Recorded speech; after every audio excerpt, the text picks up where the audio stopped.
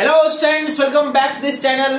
मैं हूं संदीप गुप्ता और बेसिक मैथमेटिक्स फॉर फिजिक्स के इस लास्ट लेक्चर में मैं आपको आज स्टैंडर्ड ग्राफ्स के बारे में बताऊंगा। कुछ ऐसे स्टैंडर्ड ग्राफ्स जो फिजिक्स में हम फ्रीक्वेंटली यूज करते हैं।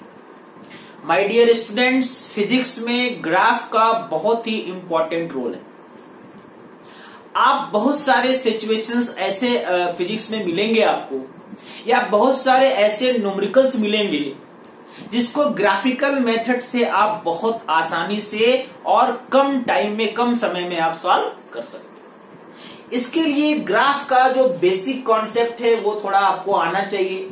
अलग अलग फंक्शन के कैसे ग्राफ ड्रॉ करते हैं, है ना। बहुत ज्यादा ग्राफ तो ऐसे बहुत बड़ा चैप्टर है, हर तरह के फंक्शन में ग्राफ होता है, लेकिन मैं यहाँ पे इस लेक्चर में बस वैसे कुछ ग्राफ्स के बारे में आपको बताऊंगा जो फिजिक्स में हम बहुत यूज करेंगे, वो आपको मालूम होना चाहिए। ग्राफ कैसे प्लॉट करते हैं, उसके प्रॉपर्टीज क्या है, किसी ग्राफ को देख के आप कैसे समझ सकते हो कि दोनों y और x कैसे आपस में रिलेटेड हैं, मैं आपको इस लेक्चर में यही बताऊंगा। ठीक है, तो वीडियो को एंड तक देखो। अगर आपको पसंद आए तो लाइक करो, फ्रेंड के साथ शेयर जरूर करो और चैनल को तो सब्सक्राइब कर ही लिया होगा आपने। ठीक है, तो सबसे पहले मैंने जो आपको बेसिक कोऑर्डिनेट ज्योमेट्री में बताया था,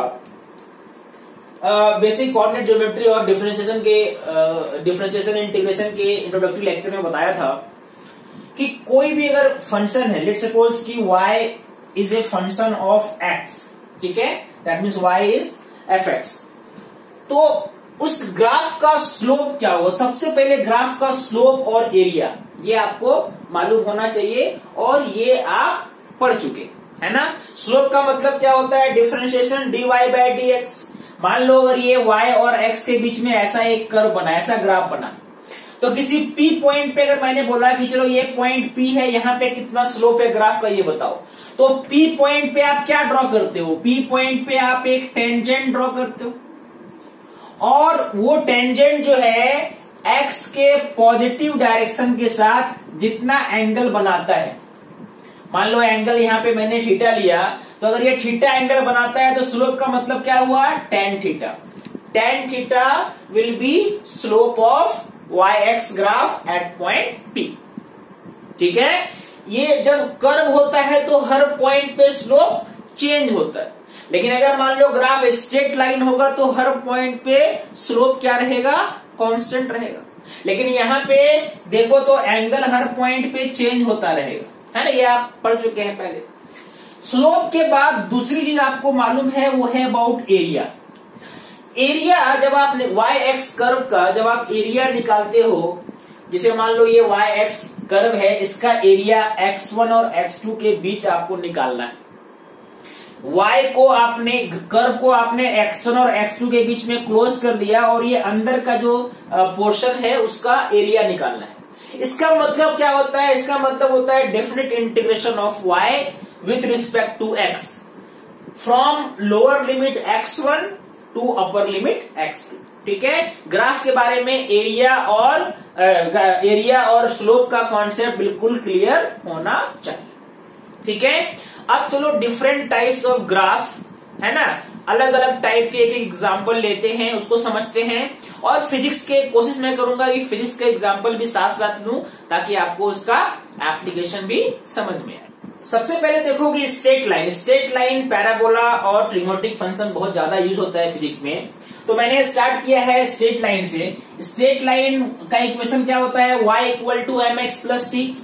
m क्या है, m है स्लोप मतलब dy बाय dx और c क्या है, y इंटरसेप्ट। इंटरसेप्ट का मतलब क्या होता है कि अगर आपने x की जगह पे रख दिया 0 तो y का वैल्यू क्या आना चाहिए, c के इक्वल होना चाहिए, ऐसा ही है ना। ये आपने पढ़ा है बट इसका एक रिवीजन यहाँ पे अभी जरूरी है। अब अगर देखो y equal to mx plus c में ग्राफ कैसा बन सकता है, ग्राफ आपको ये ग्राफ भी मिलेगा। ये ग्राफ कब मिलेगा, जब स्लोप पॉजिटिव हो, क्योंकि एंगल 90 से कम है, तो 90 से जब कम होता है तो ये जो स्लोप है m equal to tan theta, ये क्या होता है, पॉजिटिव। ग्राफ ऐसा बनेगा y equal to m x plus c का, अगर m क्या है, पॉजिटिव है। अगर m नेगेटिव है ना, अगर मान लो m जो है नेगेटिव है तो ग्राफ ऐसा जा सकता है। यानी इस वाले कंडीशन में y x के ग्राफ में अगर आपने x का वैल्यू 0 रखा है, ठीक है, तो ये टर्म तो 0 हो गया, y इक्वल टू सी, ये जो डिस्टेंस है ये है यहाँ पे c। इस वाले ग्राफ में ये डिस्टेंस जो था ये c था। c कैसे निकालते हैं, x का वैल्यू आप क्या करो, 0 पुट करो। अब यहाँ पे देखो ये जो एंगल बन रहा है ये एंगल 90 से ज्यादा है। 90 से ज्यादा होने का मतलब है tan थीटा का नेगेटिव हो जाना, यानी स्लोप ही होता है ना tan थीटा, तो m equal to tan theta क्या हो गया, नेगेटिव। ठीक है, हमेशा ध्यान रखोगे। अगर मान लो y equal to m x minus c हो, तो अगर आपको बोला जाए y equal to m x minus c, तो स्लोप नेगेटिव है। स्लोप के नेगेटिव होने का मतलब है कि अगर x आपने 0 रख दिया तो y का वैल्यू माइनस सी हो जाएगा। ठीक है, तो अगर ये टर्म नेगेटिव है c का, तो ग्राफ कैसे स्टार्ट होगा, m मान लो पॉजिटिव है तो ग्राफ कैसे स्टार्ट होगा, ऐसे स्टार्ट होगा। यानी इस बार ये जो डिस्टेंस है ये होगा माइनस सी। ठीक है, बाकी ये एंगल जो है 90 से कम है, इसका मतलब m क्या होगा, पॉजिटिव। आपको ध्यान रखना है कि अगर m पॉजिटिव है तो एंगल 90 से कम होना चाहिए, और अगर m नेगेटिव है तो एंगल 90 से ज्यादा होना चाहिए। ठीक है, इसमें और देखो, इसमें और बहुत सारी वैरायटी है।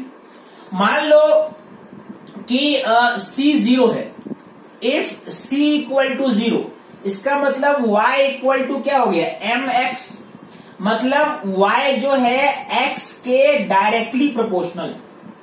ठीक है, तो अगर y x के डायरेक्टली प्रोपोर्शनल है तो उस कंडीशन में चूंकि कोई इंटरसेप्ट नहीं है तो स्ट्रेट लाइन तो बनेगा, लेकिन इंटरसेप्ट 0 है तो ग्राफ जो है वो ओरिजिन से ऐसे क्रॉस करेगा। ये आप याद रखो। ठीक है, ये पहला जो है आपको मैंने बताया जो आप यूज करने वाले हो अभी, है ना, या आपने ऑलरेडी 10 में पढ़ रखा है। y अगर x के प्रोपोर्शनल है तो ग्राफ ऐसा होगा, है ना। यहाँ पे ये एंगल थीटा है और tan थीटा का वैल्यू क्या है, m, जो कि यहाँ पे आपने देखा। मान लो कि मैंने बोला कि भाई v इक्वल टू 4t का ग्राफ कैसा होगा। v क्या है, वेलोसिटी, t क्या है, टाइम, तो v इक्वल टू 4t मतलब v t के प्रोपोर्शनल है। यानी इस कंडीशन में ग्राफ जो मैंने अभी बताया बिल्कुल वैसा ही होगा। ये v और ये t ग्राफ ऐसे आगे बढ़ेगा, और अगर ये एंगल थीटा है तो आप क्या लिखोगे, tan थीटा इक्वल टू 4। समझ में आ रहा है ना। अब यहाँ पे मैंने बोला कि आपने पहले पढ़ा है, तो कोई याद करो, आपने ओम्स लॉ पढ़ा है क्या। ओम्स लॉ में आपने क्या पढ़ा है, मुझे बताओ। ओम्स लॉ में आपने क्या पढ़ा है, ओम्स लॉ में आपने पढ़ा है कि voltage is directly proportional to current. ठीक है, या इसको ऐसे लिख सकते हैं, दोनों में कुछ भी लिख सकते हो, current is directly proportional to voltage potential difference. तो अगर VI या IV ग्राफ ड्रॉ करोगे आप, है ना, मान लो कि मैंने V और I ग्राफ ड्रॉ किया। ठीक है, तो V चूंकि I के प्रोपोर्शनल है तो VI का ग्राफ भी कैसा बनना चाहिए, ऐसा बनना चाहिए। आपने ये पढ़ा होगा, है ना, VI का ग्राफ ऐसा बनेगा, और यहां पे अगर ये एंगल थीटा है तो tan थीटा इक्वल टू क्या हो जाएगा, स्लोप, मतलब V बाय I, और V बाय I क्या होता है, रेजिस्टेंस होता है। यानी स्लोप से VI ग्राफ आपको अगर मालूम है तो रेजिस्टेंस निकाल सकते हैं, है ना। तो स्ट्रेट लाइन पे बेस्ड जो ग्राफ होंगे वो आपको ऐसे दिखेंगे। मैंने कुछ ग्राफ यहाँ पे ड्रॉ किया, यहाँ पे m पॉजिटिव था, यहाँ पे m नेगेटिव था, यहाँ पे स्लोप नेगेटिव था, और यहाँ पे c 0 था। यानी graph y is directly proportional to x।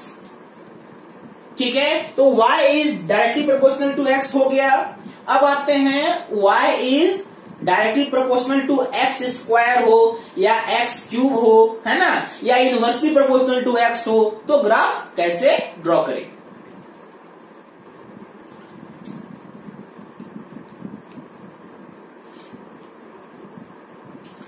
Okay, अब देखो y अगर x के नहीं एक्स स्क्वायर के प्रोपोर्शनल हो, है ना, तो ग्राफ कैसे ड्रॉ करेंगे। इसका बेसिक मैंने आपको बताया था कि अगर आपके पास एक ऐसा फंक्शन हो कि y equal to a quadratic equation हो, a x square plus b x plus c, तो इसका ग्राफ कैसा होता है, पैराबोलिक होता है, याद करो आपने ये पढ़ा है ना। और ग्राफ कैसा बनेगा, इसका ग्राफ डिपेंड करता है इसमें ए के साइन में, ए का क्या साइन है, ए पॉजिटिव है या ए नेगेटिव है। मान लो कि मैंने ए को लिया पॉजिटिव, तो ग्राफ कैसा बनेगा, ग्राफ बनेगा पैराबोला, ऐसा पानी भरता हुआ पैराबोला, है ना। एक ऐसा, मतलब इसमें आप पानी भर सकते हो, पानी गिरेगा नहीं। कहने का मतलब ओपनिंग, इसका जो फेस होगा, इसका जो फेस होगा वो ऊपर होगा, ठीक है। या इस कंडीशन में यहाँ पे ये जो दो वैल्यू होगा, ये क्या होगा, ये रूट्स ऑफ द इक्वेशन, इसके जो रूट्स होंगे क्वाड्रेटिक इक्वेशन के, मान लो एक रूट अल्फा है और एक रूट बीटा है, तो ये पॉइंट अल्फा को करेगा रिप्रेजेंट और ये पॉइंट बीटा को। ये हमने पढ़ा है। ये किसका इक्वेशन है, किसका ग्राफ है, y equal to a x square plus b x plus c, जहां पे a क्या है, पॉजिटिव है, ठीक है। अब मुझे y proportional to x square चाहिए, मतलब ये टर्म को अगर आप जीरो कर दो, ठीक है, तो आपका इक्वेशन क्या बन जाएगा। उस कंडीशन में मान लो b और c जीरो है, ठीक है। If b is equal to c is equal to zero, तो y इक्वल टू फिर आप क्या लिखोगे, ए एक्स स्क्वायर, यही ना। अब यहां पे ध्यान से देखो तो y is proportional to x square, और इसका ग्राफ कैसा बनेगा, इसका ग्राफ में ये जो वर्टेक्स है वो यहां पे आ जाता है, यानी ए मैंने पॉजिटिव लिया है ना, अभी ये हमारा क्या है, पॉजिटिव है। यानी इसका अगर मुझे ग्राफ बनाना हो तो कैसे बनाएंगे बताओ। मान लो ये y है और ये x है, तो ग्राफ अगर आप जब बनाएंगे, है ना, x का वैल्यू आप कुछ लेके यहाँ पे टेबल लेके भी समझ सकते हो। मान लो कि मैंने बोला y equal to 2x square है, मान लो ऐसा y equal to 2x square का ग्राफ आपको ड्रॉ करना है ना। आपको मालूम है कि पैराबोला बनेगा, है ना। आप उसको एक बार वेरीफाई भी कर सकते हो, चलो x के कुछ वैल्यूज ले लेते हैं, है ना। x का और y का आप ऐसे प्लॉटिंग करते हो। x का वैल्यू आपने -2 ले लिया मान लो, तो -2 क्या हो गया, ये -2 अगर आपने लिया तो 4, ठीक है, और इंटू 2 8 हो गया। आपने -1 लिया, ठीक है, तो ये क्या हो गया 2। फिर x का वैल्यू 0 लिया तो y भी 0 आएगा। x का वैल्यू 1 लिया तो 2 आएगा, 2 लिया तो y का वैल्यू 8 आएगा। आपको क्या दिख रहा है, सिमेट्रिकल ग्राफ है, मतलब जो x का वैल्यू जो आपने लिया था नेगेटिव के लिए और x का वैल्यू जो लिया था आपने पॉजिटिव 1 2 के लिए, तो y का वैल्यू क्या आ रहा है, सेम आ रहा है। और जब x 0 है तो y भी क्या है, 0 है। यानी इसका ग्राफ कुछ ऐसा बनेगा, क्या ऐसा बनेगा कुछ, देखो, यानी इसका जो पैराबोला का जो वर्टेक्स होगा ये ओरिजिन पे होगा, करेक्ट है। यानी x का जब आप वैल्यू लेंगे तो y का वैल्यू सेम आएगा।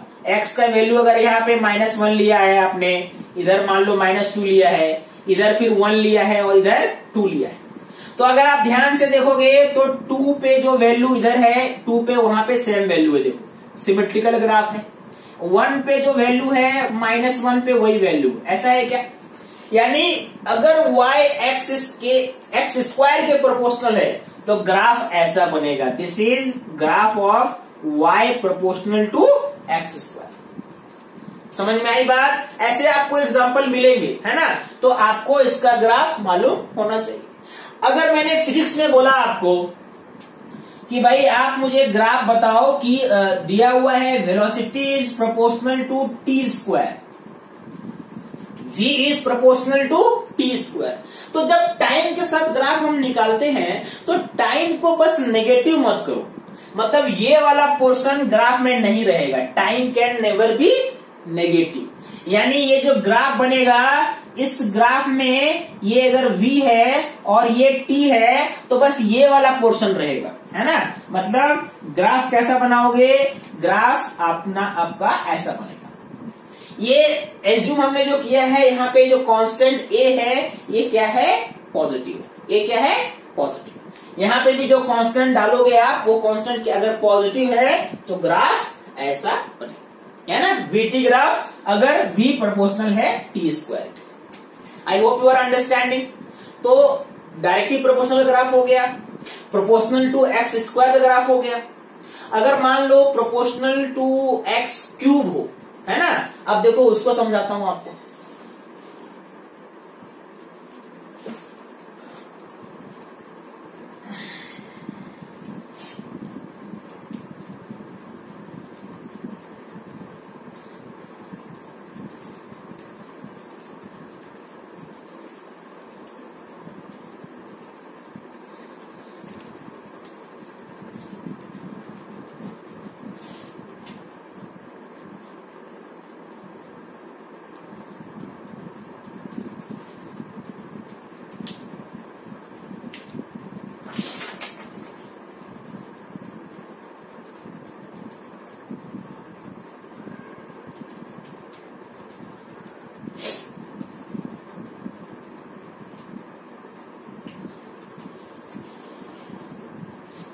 ओके, अब देखो अगर y दिया हुआ है, y is proportional to x cube. Cube में आपको यहाँ पे समझना पड़ेगा, अगर मान लो आपने x को ले लिया पॉजिटिव तो y भी आएगा पॉजिटिव। लेकिन अगर आपने x को लिया नेगेटिव तो y भी क्या आएगा, नेगेटिव आएगा। देखो ध्यान से, स्क्वायर वाले में क्या था, स्क्वायर प्लस का भी पॉजिटिव का भी पॉजिटिव होता है और नेगेटिव का भी स्क्वायर नेगेटिव होता है। लेकिन क्यूब है तो पॉजिटिव का पॉजिटिव होगा और नेगेटिव का नेगेटिव होगा। मतलब x के पॉजिटिव वैल्यू के लिए y क्या होगा, पॉजिटिव होगा, और x के नेगेटिव वैल्यू के लिए y क्या होगा, नेगेटिव होगा। ग्राफ है, this is the graph of y is proportional to x cube, है ना। जब x 0 है तो y भी 0 है। जब x का वैल्यू नेगेटिव है ना, ये x का वैल्यू नेगेटिव है तो y भी क्या आ गया, नेगेटिव आ गया। This is negative x। जब x नेगेटिव लोगे तो y भी क्या आएगा, नेगेटिव आएगा। और जब x लोगे पॉजिटिव तो y भी क्या आएगा, पॉजिटिव आएगा। That means this is graph of y is proportional to x cube, ठीक है। अच्छा, अब मैंने बताया अगर मान लो x इनवर्सली प्रोपोर्शनल है x का, सॉरी y इनवर्सली प्रोपोर्शनल है x का, तब कैसे ग्राफ ड्रॉ करेंगे उसको देखो। अब चलो ग्राफ लेते हैं y is inversely proportional to x, इसका ग्राफ लेते हैं। आपको यहाँ पे ये दिख जाएगा, मान लो यहाँ पे कुछ कांस्टेंट होता, अगर मैं बोलूं चलो y is equal to let suppose 2/x, ऐसा ग्राफ लेते हैं, है ना। ये y is inversely proportional to x का है, मैंने कांस्टेंट का वैल्यू मान लो 2 ले लिया। तो अगर आप देखो, अगर आप टेबल बनाओगे x और y का, x अगर आपने रख दिया 0 तो 2/0 समथिंग बाय 0 इज इन्फिनिटी, तो ये क्या हो जाएगा, इन्फिनिटी हो जाएगा। अगर आपने ये x की जगह में 1 रखा तो y क्या होगा, 2।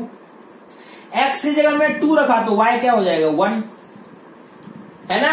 अगर मान लो x की जगह में 4 रखा तो y क्या हो जाएगा, 1/2, है ना। यानी x का वैल्यू आप इंक्रीज कर रहे हो, y का वैल्यू क्या हो रहा है, डिक्रीज हो रहा है। मान लो x का वैल्यू आपने ले लिया इन्फिनिटी, तो ये क्या हो जाएगा, 1/∞, 2/∞, दैट इज 0। यानी ग्राफ इन्फिनिटी से स्टार्ट होगा और कहां एंड होगा, 0 पे एंड होगा। तो ग्राफ कैसा बनेगा, अब आप इसको प्लॉट करके समझ सकते हो, ठीक है। मान लो ये y और ये x है। जब x 0 है तो y क्या है, इन्फिनिटी है। हमें मालूम नहीं है इन्फिनिटी कहां पे है ना। दूसरा पॉइंट क्या है, जब x 1 है, x का वैल्यू मान लो आपने 1 लिया, तो x का वैल्यू अगर 1 लिया तो y का वैल्यू मान लो, इसको मैं यहाँ पे 1, ये 2, ये 3, 4 ऐसे लेते हैं, ठीक है। अप टू कहां तक लेना है, इन्फिनिटी तक। और y का वैल्यू जो है, y का वैल्यू ऐसे ही लो, 1, 2, 3, 4 और ये कहां तक, ये वैल्यू जाएगा इंफिनिटी तक। करेक्ट है। तो सबसे पहले x जब 0 है तो y क्या है, इंफिनिटी है, तो इंफिनिटी से हमारा लाइन आएगा। दूसरा, मान लो ये इंफिनिटी वाला पॉइंट मैंने यहां पे ले लिया। दूसरा, जब x का वैल्यू 1 है तो y का वैल्यू क्या है, 2 है ना, यानी ये वैल्यू x का वैल्यू 2 यहां पे लिया मैंने। करेक्ट है, ओके। जब x का वैल्यू 2 लिया तो y का वैल्यू 1 है, ये देखो ये वैल्यू यहां पे आएगा, ऐसा ये पॉइंट यहां पे आया। जब x का वैल्यू 4 लिया तो y का वैल्यू और कम हो गया, ये 1/2 यहां पे आ गया। यानी ये जो ग्राफ है, ये ग्राफ कैसा बन रहा है, ये ग्राफ ऐसा जा रहा है, देखो ऐसा। और ये 0 कब होगा आपको नहीं मालूम है, क्योंकि 0 कहां पे होगा, इंफिनिटी पे 0। यानी रेक्टेंगुलर हाइपरबोला का ग्राफ, ये शेप है, ये किसका ग्राफ मैंने बनाया आपको, ये बनाया y is inversely proportional to x। Constant मैंने यहाँ पे 2 लिया था, बट कोई भी आप लोगे तो आप ये हमेशा याद रखो कि y और x के बीच का ग्राफ ऐसा होगा अगर y इनवर्सली प्रोपोर्शनल है x। ठीक है। अगर मान लो आपको दिया जाता कि y जो है x स्क्वायर के इनवर्सली प्रोपोर्शनल, ठीक है, यहां पे ये किसका ग्राफ मैंने बनाया है, y इक्वल टू 1/x। मान लो आपको ड्रॉ करना होता y और x के बीच का ग्राफ, और दिया है y is proportional to 1/x square, that means y is inversely proportional to x। फिर भी आपको मालूम है कि x जो है, ध्यान सुनना, x का वैल्यू अगर आपने लिया 0 तो y क्या हो जाएगा, इंफिनिटी। यानी x का वैल्यू अगर आपने लिया है 0, ठीक है, और इधर कहां तक, इन्फिनिटी तक, तो y का वैल्यू कहां से स्टार्ट होगा, इन्फिनिटी से, और जब x को लोगे आप इन्फिनिटी तो y क्या हो जाएगा, 0। यानी ये भी ग्राफ x y का कहां से आएगा, इन्फिनिटी से 0 तक ही जाएगा। तो इन दोनों में अंतर क्या है, बहुत ही आसानी से समझ सकते हो आप। यहां पे देखो y का वैल्यू x जैसे आप आगे बढ़ाओगे, यहां पे अगर मान लो x आपने लिया था 2 तो y कितना हो गया, 1/2। लेकिन अगर यहां पे x लोगे आप 2 तो y हो जाएगा 1/4। मतलब y का वैल्यू और ज्यादा कम हो जाएगा, जैसे जैसे x आगे बढ़ेगा y का वैल्यू और ज्यादा कम होगा, मतलब और तेजी से कम होगा। यहाँ पे धीरे धीरे कम हो रहा था, लेकिन ये स्क्वायर के प्रोपोर्शनल है तो और फास्टर तरीके से कम होगा। तो इसका ग्राफ जो होगा, इसका स्लोप ज्यादा, मतलब ये ज्यादा स्टीपर होगा, ऐसा होगा, ऐसा ग्राफ होगा। यानी इसमें और इसमें क्या अंतर है, ये थोड़ा ग्राफ जो है वो आराम आराम से नीचे आ रहा है ना, ये ज्यादा स्टीप ग्राफ नहीं है, ये ग्राफ y और s का ऊपर रहेगा। लेकिन अगर मान लो y is proportional to 1/x square है तो y का वैल्यू बहुत तेजी से नीचे आएगा और ग्राफ ऐसा आगे बढ़ेगा। ठीक है, तो that is graph for y is proportional to 1/x and this is y is proportional to 1/x square। समझ में आ रहा है? ये सब कॉन्सेप्ट आपको बहुत इंपॉर्टेंट है। जैसे आपने ग्रेविटेशन का पढ़ा है ना, gravitational force F equal to क्या होता है, Gm1 m2 bye r square. तो यहां पे देखो F जो है, फोर्स जो है, ये r स्क्वायर के प्रोपोर्शनल है। तो अगर आपसे पूछा जाएगा कि F और R का ग्राफ बताइए, तो ये ग्राफ ऐसे ड्रॉ करो। समझ में आ रहा है? ओके। अब देखो कुछ ट्रिगोमेट्रिक फंक्शन लेते हैं, क्योंकि वो भी इंपॉर्टेंट है, उसके बारे में भी आपको जानना चाहिए। ठीक है, y equal to sine x का ग्राफ, तो ये मैंने आपको लास्ट कुछ लेक्चर में बताया भी था। जब x का वैल्यू 0 होता है तो साइन का वैल्यू भी क्या होता है, 0 होता है ना। आपको साइन का वेरिएशन x के साथ मालूम है कैसे होता है। अगर आपने यहाँ पे x और यहाँ पे साइन x का बनाया टेबल, अगर x 0 है तो साइन x भी क्या होगा, 0 होगा। अगर x π/2 है तो साइन का वैल्यू मैक्सिमम होगा 1। अगर x का वैल्यू π है तो ये फिर से क्या होगा, 0 होगा। अगर x का वैल्यू -3/2 है तो ये क्या होगा, -1। और अगर एंगल हो गया 2 पाई तो फिर से 0। यही है ना साइन का फंक्शन, मतलब 0 से स्टार्ट होके फिर से 0 पे आता है, 0 से 2 पाई के बीच में, मतलब वापस उसी पॉइंट को रिपीट करता है। तो आपने ऐसे आगे बढ़ाया और ये ऐसा ग्राफ होगा। दैट मीन्स मैक्सिमम वैल्यू जो होगा वो कहां पे होगा, जब x का वैल्यू π/2 है और साइन का वैल्यू क्या है +1। ये वाला पॉइंट है जब ये पाई हो गया sin π 0। ये वाला पॉइंट जो है ये मिनिमम है और ये कब होगा, ये होगा 3π/2 पे -1, और फिर से ये उस पॉइंट पे वापस आ गया 2 पाई पे 0 हो गया। That is graph of y = sin x। अगर आपसे पूछे कि y = cos x का ग्राफ बताओ, y = cos x, तो जब इसका टेबल आप बनाओगे, मान लो मैंने बनाया x और cos x का टेबल, तो x जब 0 है तो cos x +1 है मैक्सिमम, जब x π/2 है तो ये क्या है 0, जब ये पाई है तो cos का वैल्यू -1, जब cos 3π/2 के लिए निकालोगे फिर से 0, और 2 पाई के लिए फिर से 1, यानी 0 से 2 पाई के बीच में ऐसे वेरी करता है, यानी 0 पे मैक्सिमम। इसका मतलब अगर मैंने यहां पे बनाया, अगर मैंने cos x का ग्राफ बनाया y = cos x और x, तो स्टार्ट कहां से होगा, मैक्सिमम से, फिर ऐसे जाएगा और फिर मैक्सिमम 1 से स्टार्ट होके 1 तक पहुंचा।